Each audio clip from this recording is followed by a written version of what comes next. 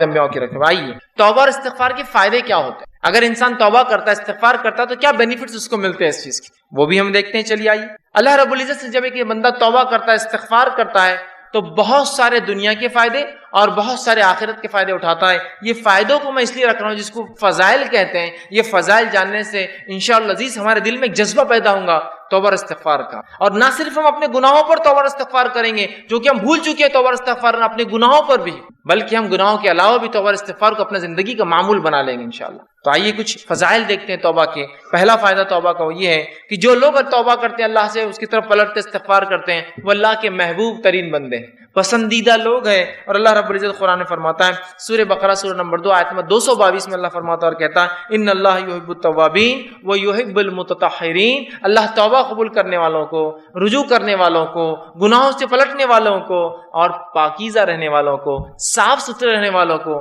پسند کرتا ہے. تو توبہ کرنے کا پہلا فائدہ اللہ کی محبت انسان کو حاصل ہوتی ہے اور اس کے محبوب بندوں میں اس کا شمار ہوتا ہے، اس لیے کہ اللہ محبوب کو رکھتا ہے، پسند کرتا ہے توبہ کرنے والوں. دوسرا فائدہ توبہ کرنے کا جو ایک انسان کو ملتا ہے وہ کیا ہے؟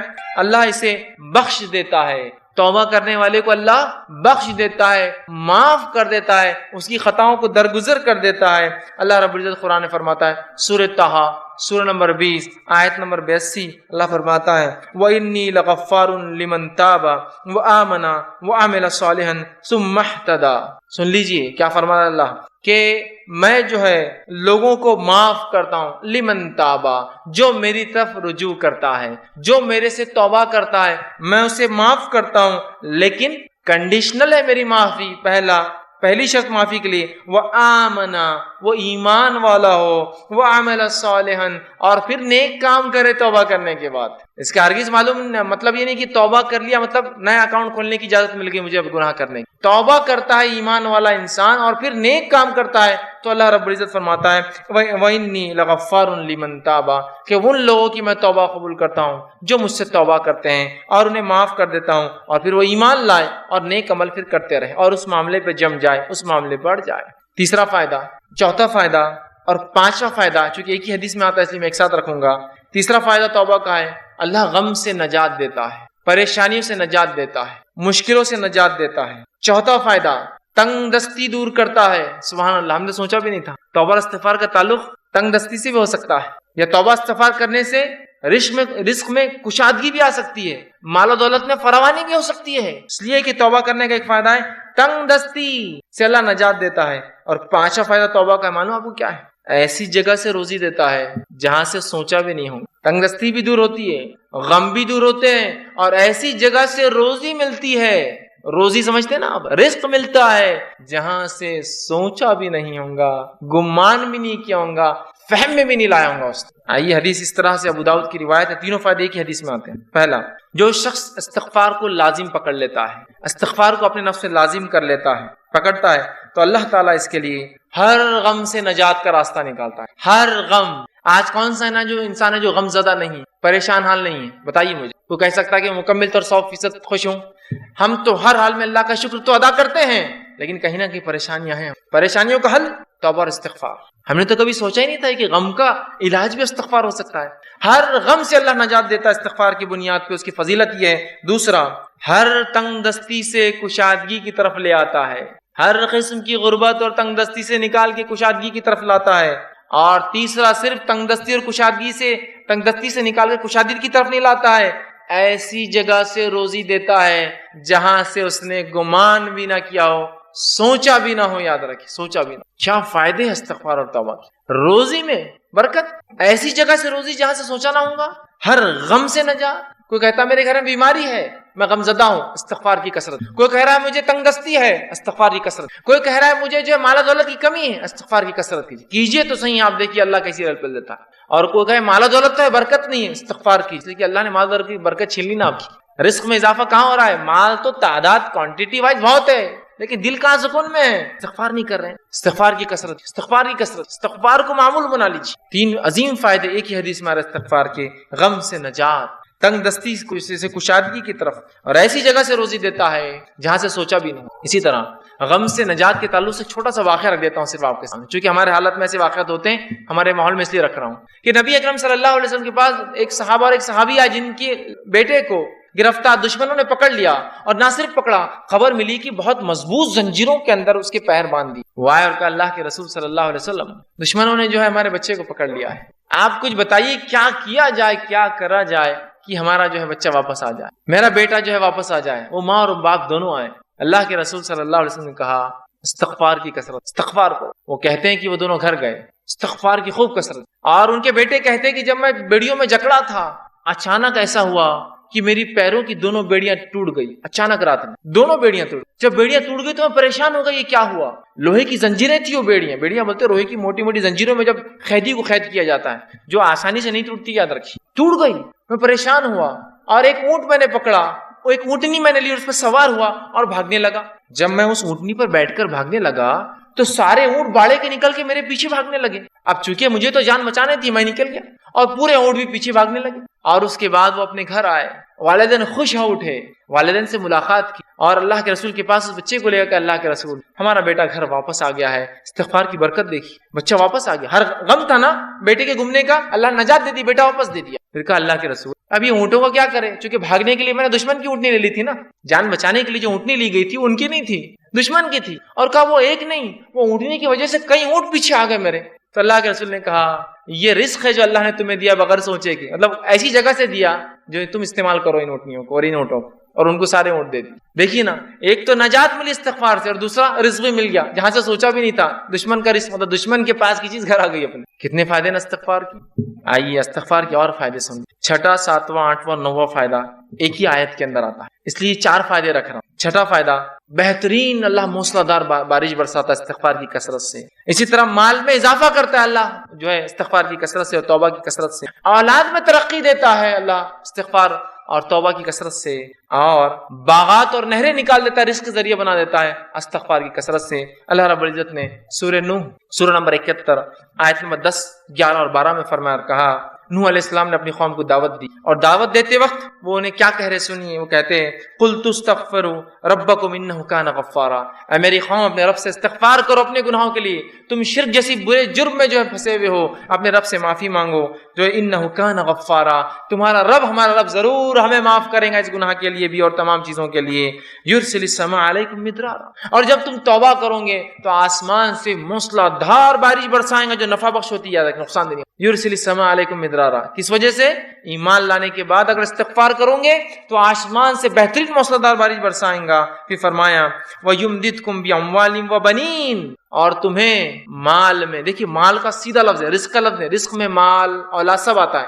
وَيُمْدِدْ، تمہیں بڑھاوا دیں گا، مالم و بنین، مال میں، روپیے اور پیسے میں، اور لڑکوں میں اضافہ کریں گا تمہارے، ہے نا۔ انسان کیا چاہتا ہے اپنے لیے؟ تو کہا تم چاہتے ہو نا رب سے اولاد اور لڑکے، تو اس میں اضافہ کریں گا تمہارے۔ تو جو لوگ بے اولاد ہو استغفار کی کثرت، بارش نہیں ہو رہی ہے استغفار کی، چونکہ نوح علیہ السلام کہہ رہے ایمان کے بعد استغفار کرو گے تو بارش برسائیں گا، مال و دولت میں اضافہ کریں گا، اولاد عطا فرمائیں گا تم، ٹھیک۔ پھر فرمایا وَيَجْعَلْ لَكُمْ جَنَّاتٍ وَيَجْعَلْ لَكُمْ أَنْهَارًا، اور تمہارے لیے بہترین باغات میسر کر دیں گا، اور صرف باغات نہیں، بہترین نہریں جاری کر دیں گا کہ نہ صرف کھیتی ہو، پانی والی کھیتیاں تمہیں عطا فرمائیں۔ 4 فائدے دیکھیں استغفار کے کیسے ایک ہی ساتھ آ رہے ہیں۔ بارش کا بہترین برسنا، دوسرا فائدہ ہم دیکھ رہے ہیں اس کے اندر وہ یہ ہے کہ مال میں اضافہ، اولاد میں اضافہ، اور کھیتی باڑی اور نہروں کے اندر اضافہ اللہ تعالیٰ کر دیتے۔ 10واں فائدہ استغفار کا وہ یہ ہے انسان کا دل سیاہ کالا ہونے سے بچ جاتا ہے۔ نبی اکرم صلی اللہ علیہ وسلم فرماتے ہیں، مستدرک حاکم کی روایت آپ نے فرمایا، بندہ جب گناہ کرتا ہے تو اس کے دل پر ایک کالا سیاہ داغ پڑ جاتا ہے، ایک سپاٹ آ جاتا ہے۔ اگر وہ استغفار کر لیتا ہے تو سپاٹ مٹا دیا جاتا ہے، وائپ آؤٹ کر دیا جاتا ہے، صاف کر دیا جاتا ہے۔ لیکن اگر وہ توبہ اور استغفار نہیں کرتا تو داغ بڑھتا جاتا ہے، بڑھتا جاتا ہے، بڑھتا جاتا ہے، حتیٰ کہ اس کا پورا دل کالا ہو جاتا ہے۔ تو اگر انسان توبہ استغفار کرتا ہے تو دل صاف ہو جاتا ہے، وہ دھبا دل سے نکل جاتا ہے جو گناہ کی وجہ سے لگ جاتا ہے دلوں کے اوپر۔ لیکن آج گناہ کرنے کے بعد بھی ہم کہاں رجوع کرتے ہیں، استغفار کرتے ہیں، ہے نا۔ اسی لیے کہا جاتا ہے ہمارے دل تو آج کالے ہو چکے ہیں، اس لیے کہ ہمارے اعمال کالے ہیں۔ استغفار کرنے سے دھبا مٹتا چلا جاتا ہے، گناہ ہوئے استغفار کیجیے، توبہ کیجیے، دھبا مٹ جائیں گا، تو دل کالے ہونے سے بچ جاتا ہے۔ اور جب استغفار کرتا ہے تو دل چمکا دیا جاتا ہے، صاف کر دیا جاتا ہے۔ اسی طرح 11واں فائدہ توبہ اور استغفار کا وہ یہ ہے کہ توبہ اور استغفار سے کتنا ہی گناہ، بڑا گناہ کیوں نہ اللہ معاف کر دیتا ہے۔ توبہ اور استغفار جب انسان کرتا ہے نا کتنا ہی بڑا گناہ آپ نے اور ہم نے کیوں نہ کیا ہو، اللہ معاف کر، کتنا ہی بڑا اور سب سے بڑا دنیا میں گناہ کون سا ہے؟ اللہ کے ساتھ شرک کرنا۔ اگر شرک کرنے والا بھی توبہ کرے سچی، تو سچی توبہ کے بعد اللہ اس کے شرک کو بھی معاف کر دیتا ہے، زنا کو بھی معاف کر دیتا ہے، کفر کو بھی معاف کر دیتا ہے، نفاق کو بھی معاف کر دیتا ہے، ہر قسم کے گناہ کو معاف کر دیتا ہے۔ اور نماز اگر چھوڑتا ہے، تارک الصلاۃ، نماز چھوڑنے والا، تو اس کے گناہ معاف ہو جائیں گے، لیکن توبہ سچی ہو۔ اور توبہ کی شرائط میں انشاءاللہ آگے آؤں گا، لیکن جو بات آیت گزری آگے وہ یہ ہے کہ ایمان لانے کے بعد عمل صالح پڑ جائے، یہ توبہ کی شرائط ہے۔ ورنہ یہ نہیں کہ توبہ کر لی اور اگلا گناہ کرنا پھر شروع کر دیا۔ گناہ کرنے سے ہر گناہ کی معافی، توبہ کرنے سے ہر گناہ کی معافی ملتی ہے۔ ہر گناہ کی شرط یہ ہے کہ موت سے پہلے یا قیامت کی کوئی بڑی علامت آنے سے پہلے یہ کر لیا جائے، موت سے پہلے۔ اس لیے کہ آپ نے حدیث فرمایا، جب خرخراہٹ کی آواز گلے میں شروع ہوتی نا، نزات کی حالت، موت سے قریب خر آواز آتی ہے گلے سے، انسان مرنے کے قریب ہوتا ہے، تو تب کی گئی توبہ قبول نہیں ہوتی۔ اس لیے کہ فرعون نے بھی توبہ کی تھی جب وہ غرق ہو رہا تھا، صحیح بخاری کی روایت، غرق ہو رہا تھا، موت دیکھ چکا تھا، توبہ کی، اللہ نے توبہ قبول نہیں کی اور ڈوب کو مارا گیا، کیونکہ ڈوبتے وقت کہا میں ایمان لایا موسیٰ اور ہارون کے رب پر، کام نہیں آئی لیکن توبہ۔ تو اس سے پہلے کہ موت آئے توبہ کر لے، یا کوئی علامت آ جائے قیامت کی، توبہ ضروری یاد رکھے۔ ہر گناہ کی توبہ اللہ معاف کرتا ہے، لیکن زندگی میں یاد رکھے، مرنے سے پہلے اور نجات کی حالت، مطلب مرنے کے بعد اور نجات کی حالت سے پہلے اگر توبہ نہ ہوئی تو پھر توبہ کی گنجائش۔ جو گناہ ہم سے ہوا ہو، کتنا ہی بڑا کیوں نہ ہو، سچی توبہ اپنے رب سے کیجیے، یاد رکھیے، توبۃ النصوحہ کیجیے، انشاءاللہ عزیز ہمارا رب کو ہم پائیں گے کہ وہ ہر گناہ کو معاف کرتا ہے۔ آئیے 12واں فائدہ، سچی توبہ کرنے سے ایک ایسا عظیم فائدہ ہے، سنی، سچی توبہ کرنے سے اللہ گناہوں کو بھی نیکی میں تبدیل کر دیتا ہے۔ سبحان اللہ، ایسا کہیں ہوتا ہے کیا؟ کسی کا آپ نے نقصان کیا، نقصان کرنے کے بعد معافی مانگی اور اس نے اتنے نقصان کے بدلے آپ کو کچھ عطا کر دیا۔ ہوتا یہ کہ معافی دے دے تو بڑی بات ہے، نہیں تو چیز بھر کے بھی دینا پڑتی، معافی مانگنا پڑتی ہے، زندگی بھر کی دشمنی بھی رہتی باقی۔ گناہوں کو نیکی میں تبدیل کرنے اگر توبہ سچی ہو تو نبی اکرم صلی اللہ علیہ وسلم کے پاس ایک ایسا قبیلہ آیا عرب کا جو لوٹ مار کرتا تھا، راستوں مسافروں کو لوٹتا تھا، اور وہی ان کے انکم کا ذریعہ تھا، خون قرابہ، قتل، غارت گری، شرک اور کفر اور لوٹ مار۔ وائے کہ اللہ کے رسول، کیا ہماری توبہ ہے؟ اللہ، ہم اگر توبہ کرنا چاہتے ہیں کہ ہماری توبہ ہے، جو اتنے گناہ ہم زندگی میں کر چکے ہیں، اور آج کون سا ایسا انسان ہے دنیا میں جو معافی نہیں چاہتا اپنے گناہوں کے لیے؟ راستہ یہ ہے معافی کا، راستہ یہ ہے معافی کا۔ ہر انسان چاہتا ہے اسے گناہ معاف ہو، ہر انسان ریپینٹ کرنا چاہتا ہے، توبہ کرنا چاہتا ہے، استغفار کرنا چاہتا ہے اپنے رب، یہ ہے طریقہ توبہ۔ تو کہا ہماری کوئی توبہ ہے؟ اللہ رب العزت نے ایک پوری طویل آیت نازل کی کہ وہ لوگ جو کفر کرتے ہیں، قتل کرتے ہیں، ٹھیک ہے، اور جو ہے اسی میں جو کفر اور شرک اور قتل و غارت گری میں ان کی موت آ جاتی ہے، تو اللہ ان سے عذاب کو نہیں ہٹائیں گا۔ لیکن آگے فرمایا جو کہ جو ہے آیت اس طرح سے اللہ فرماتا ہے، الا من تاب وعمل عملا صالحا فاولئک یبدل اللہ سیئاتہم حسنات وکان اللہ غفورا رحیما۔ اللہ نے فرمایا الا من تاب، ان گناہوں کے بعد اگر کوئی توبہ کر لے، شرک کیا تھا، قتل کیا تھا، جو کچھ کیا تھا، اگر توبہ کر لے، وآمنا، اور پہلی شرط ایمان لائے، اور الحمدللہ ہم تو مسلمان ہیں تو ایمان والے ہم ہیں ہی۔ اس کے بعد دوسری شرط وعمل عملا صالحا، اور اس کے بعد نیک کام شروع کر دے، عمل صالحا، فاولئک، تو اللہ پھر اس عمل کے بدلے کی ایمان والا ہے، سچی توبہ کیا، اولئک یبدل اللہ سیئاتہم، تو اللہ بدل لیں گا ان کے گناہوں کو حسنات، نیکیوں کے اندر۔ سبحان اللہ۔ اور آگے فرمایا وکان اللہ غفور الرحیم، اور اللہ تعالیٰ تو معاف کرنے والا اور رحم کرنے والا ہے۔ تو گناہ بھی نیکی میں تبدیل ہو سکتے ہیں اگر سچی توبہ انسان کی۔ اسی طرح ابن ماجہ کی روایت ہے، آپ صلی اللہ علیہ وسلم فرماتے کہتے ہیں، اگر تم اس قدر گناہ کرو کہ تمہارے گناہ آسمان تک پہنچ جائے، لیکن ان حدیثوں کو بالکل رائٹ کانٹیکسٹ میں لیجیے، بالکل صحیح معنوں میں لیجیے، یہ حدیث سے دلیل نہیں ہے گناہ کرنے کی، جو ہو جاتے اس کی معافی کی دلیل یاد رکھیں، رائٹ کانٹیکسٹ۔ تو اللہ کے رسول فرماتے ہیں کہ اگر تمہارے گناہ آسمانوں تک بھی اگر چھوئیں گے، ٹھیک ہے، اگر تم اس قدر گناہ کرو کہ تمہارے گناہ آسمانوں تک پہنچ جائیں گے، پھر تم توبہ کر لو تو اللہ تمہاری توبہ کو قبول کریں گا۔ اگر کسی انسان نے ایسے بھی گناہ کیے ہو جو آسمانوں تک چھو رہے جا کر، لیکن وہ اللہ کی ذات سے ان گناہوں پہ کبھی نا امید نہ ہو، یاد رکھ، بلکہ اگر سچی توبہ کرتا ہے تو انشاءاللہ عزیز اپنے رب کو وہ توبہ قبول کرنے والا اور معاف کرنے والا ضرور پائیں گا، یاد رکھ، لیکن توبہ سچی ہو، اس کے شرائط کے ساتھ، یاد رکھیے۔ چلیے آئیے آگے 13واں فائدہ جو ہم توبہ کا فائدہ اٹھاتے ہیں اور جو ہے استغفار کا، آدمی سچی توبہ کی وجہ سے جنت کا مستحق بن جاتا ہے، سچی توبہ کی وجہ سے جنت کا مستحق بن جاتا ہے۔ اللہ رب العزت نے سورہ تحریم سورہ نمبر 66 آیت نمبر 8 میں فرمایا یا ایھا الذین آمنوا توبوا الی اللہ توبۃ نصوحا، اے وہ لوگو جو ایمان لائے ہو اللہ سے سچی توبہ کرو، سچا رجوع کرو، سچے ڈھنگ سے اس کی طرف پلٹو اور گناہوں سے اپنی معافی مانگو۔ تو نصوحا عسیٰ ربکم ان یکفر عنکم سیئاتکم، تو ہو سکتا ہے تمہارا رب پھر تم سے تمہارے گناہوں کی مغفرت کر دے، اس کا کفارہ کر دے، اسے معاف کر دے، سیئاتکم ویدخلکم جنات تجری من تحتها الانہار، اور تمہیں ایسی جنتوں میں داخل کر دے جس کے نیچے ندیاں نہریں بہتی ہیں۔ توبہ کرنے کا فائدہ، انسان جنت کا مستحق بن جاتا ہے۔ 14واں اور آخری فائدہ جو آج میں رکھوں گا توبہ کا وہ یہ ہے، جب انسان سچی توبہ کرتا ہے، سچے طور سے ندامت ہوتا ہے، توبہ کرتا ہے، تو جو ہے اللہ رب العزت جو ہے اس سے خوش ہوتا ہے۔ انسان جب توبہ کرتا ہے تو اللہ خوش ہوتا ہے، ناراض نہیں ہوتا۔ ہاں ناراض تو ان سے ہوتا ہے جو گناہ کرے اور اڑ جائے اس پر، لیکن جو توبہ کرتے ہیں اللہ خوش ہوتا ہے۔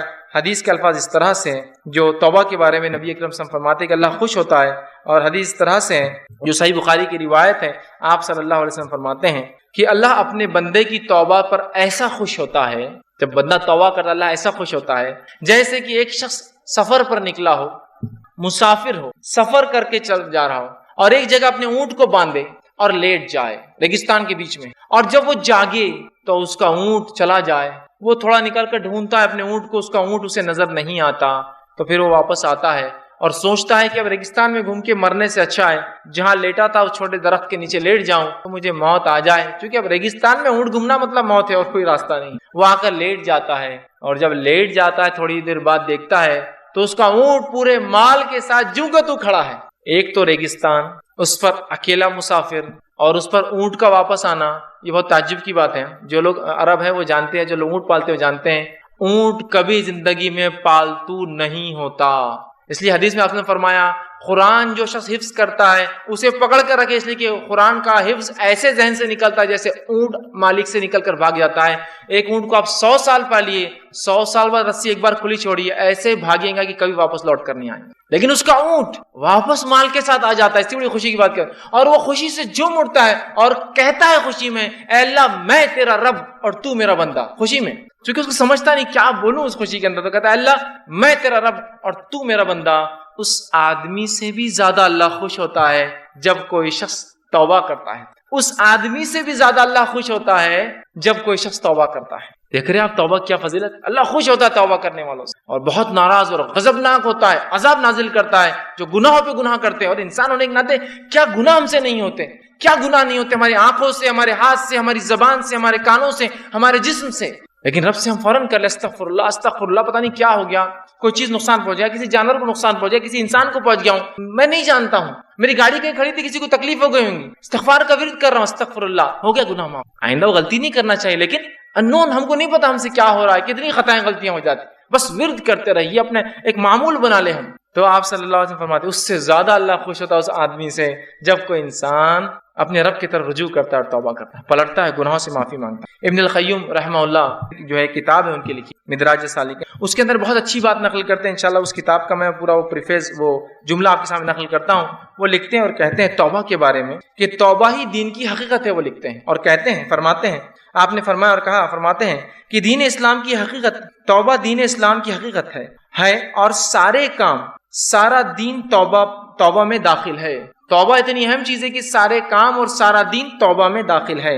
یہی وجہ ہے کہ توبہ کرنے والا اس بات کا مستحق ہے کہ اللہ تعالیٰ کا وہ دوست قرار دیا جاتا ہے، کیونکہ اللہ تعالیٰ توبہ کرنے والوں اور پاک صاف رہنے والوں کو دوست رکھتا ہے۔ کہ تو اللہ جس سے محبت کرتا ہے مطلب وہ اللہ کا دوست ہے نا، توبہ کرنے والوں سے اللہ محبت کرتا ہے مطلب اللہ کے دوست ہے۔ اس کا مطلب توبہ دین کا بہت اہم حصہ، بلکہ وہ کہتے ہیں بلکہ مکمل دین اسلام مکمل توبہ کے اندر ہے۔ پھر وہ آگے لکھتے ہیں، اللہ تعالیٰ اپنے ان بندوں سے محبت رکھتا ہے جو اس کام کو بجا لائے جس کا اس نے حکم دیا ہے، اور اسے ترک کرے، ان کاموں کو چھوڑ دیں جس سے اس نے منع فرمایا ہے۔ تو گویا توبہ کا مفہوم یہ ہے کہ جن کاموں کو اللہ تعالیٰ نے ظاہری اور باطنی طور پر ناپسند فرمایا ہے، فرماتا ہے انسان ان سے رجوع کرے، توبہ کرے، کرتے ہوئے ایسے کاموں کو اختیار کرے جنہیں اللہ تعالیٰ ظاہری اور باطنی مطلب اوپنلی اور کلوزلی، چھپا ہوا سیکرٹلی اس کو پسند کرتا ہے۔ فرماتا ہے اس اعتبار سے توبہ ایک جامع لفظ ہے اور اسلام ایمان اور احسان اس میں اس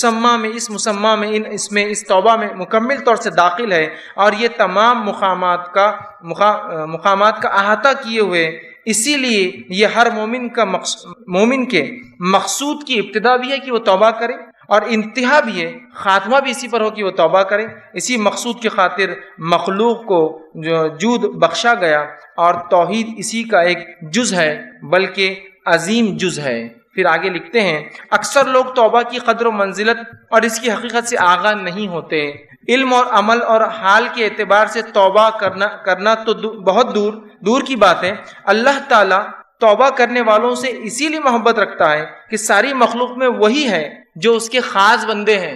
توبہ کرنے والے خاص بندے ہیں، گناہ گار تو سارے ہی ہیں، خاص ہیں۔ اگر توبہ اسلام کے تمام احکام اور ایمان کے کامل حقائق کی جامع نہ ہوتی تو اللہ تعالیٰ اپنے بندے کی توبہ پر اس قدر مسرت کا اعلان نہ کرتا۔ اگر توبہ بہت اہم چیز نہ ہوتی تو وہ حدیث میں وہ نہیں آتا کہ ایک آدمی جس طرح سے خوش ہوتا ہے اللہ ویسا خوش ہوتا ہے۔